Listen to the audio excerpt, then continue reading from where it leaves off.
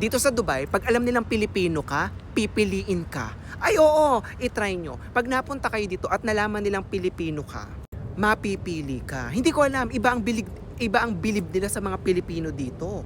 Alam nyo naman, tayo mga Pilipino, wala tayong inuurungan. Lahat inoohan natin, di ba? Pag tinanong tayo, kaya mo ba to? Oo, kaya ko. Ganon. Di ba? Full of conviction tayo palagi mga Pilipino. Oo. Di ba? Puro oo lang tayo.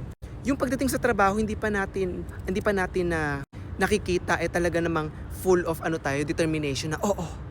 Kaya dito, pag interview, pag tatanungin ka, are you Filipino?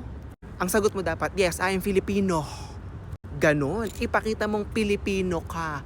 Ibuka mo ng maayos, yes, I'm Filipino. Ganon.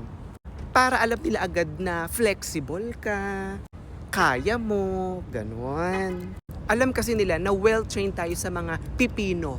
Kaya bago kayo pumunta dito sa Dubai, dapat bumili kayo ng pipino. Oo, isasaksak-saksak nyo yun sa bibig nyo ganun para, alam nyo yun, di ba nga sa eskwelahan pa lang sinasabi sa atin mga teacher natin, ibuka mo mabuti yung bibig mo. Kahit nga yung mga nanay natin, di ba, pag nagsalita tayo, ibuka yung bibig mo para maintindihan ka. Hindi pwede yung mahinhin-hinhin ka. Kailangan ibubukay mo yung bibig mo. Kaya sabay-sabay tayo, we are Filipino. Ganon.